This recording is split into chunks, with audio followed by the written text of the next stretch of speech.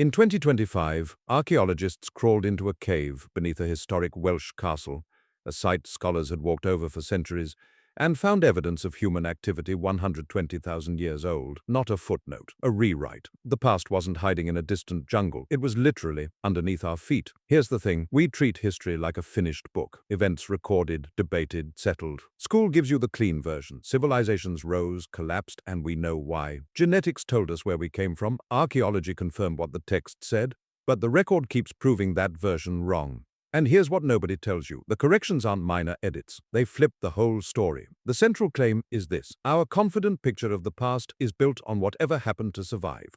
Texts copied by monks, bones that didn't rot, cities that weren't buried too deep. That's not the full library. That's the ash that didn't blow away. Every time technology, or a lucky dig, recovers a new volume, it doesn't just add detail. It changes what we thought we already understood. Let me show you exactly how that keeps happening. My name is James, and I spend probably too much time reading about the moments when expert consensus collapsed overnight, the discoveries that made historians sit back and say, "We had this completely wrong." Think about it this way.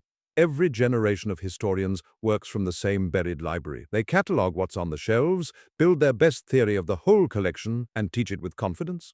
Then someone finds a sealed room. The catalog has to change. That's not a failure of history, is how the discipline actually works. But it does mean the version you were taught has an expiration date. Start with human origins, the story geneticists thought they'd cracked. For decades, the headline was Mitochondrial Eve, a single woman in Africa. Roughly 160,000 years ago, the mother of every human alive today. Clean, singular, satisfying. Then whole genome sequencing arrived, and scientists learned to extract complete DNA from the densest bone in the human skull. Yeah, the inner ear, pulling full genetic libraries out of ancient skeletons. What they found wasn't a single origin point. It was a web of constant migration, mixing, and population flow across every continent. Mitochondrial Eve was real. But she was only one thread. The actual story is messier, richer, and far less linear than any textbook printed before 2010 could tell you. Now go back further, 3,200 years ago, the Bronze Age collapse. In a single brutal generation, every major palace civilization from Pylos to Gaza was destroyed. Writing systems vanished, trade networks collapsed, complex urban economies gave way to isolated village cultures within a century.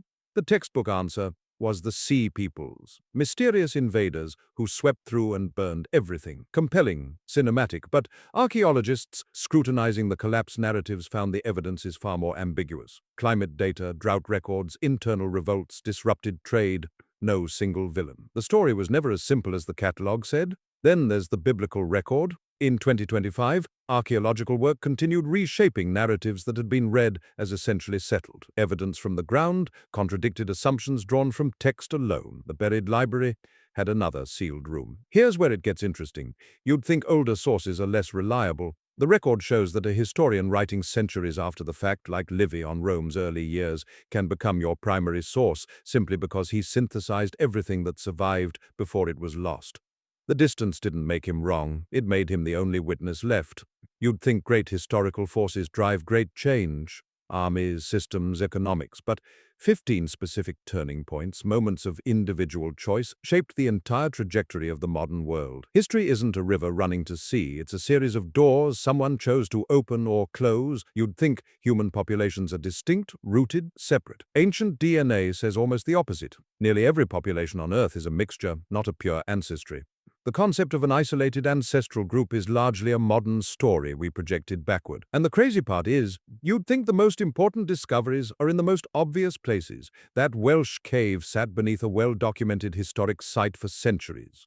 The sealed room was always there. Nobody looked down. Here's what nobody tells you about how we actually know things from the past. Most confident historical claims rest on sources that are single, late, or incomplete. Mitochondrial DNA was abundant and easy to sequence. That's why scientists used it first, and why the single origin story stuck for so long. Full genome extraction required a specific bone, specific preservation conditions, and technology that didn't exist until recently. The evidence didn't change. Our ability to read it did. That distinction matters every time you hear a historical claim stated as settled fact. This has a consequence that reaches into the present.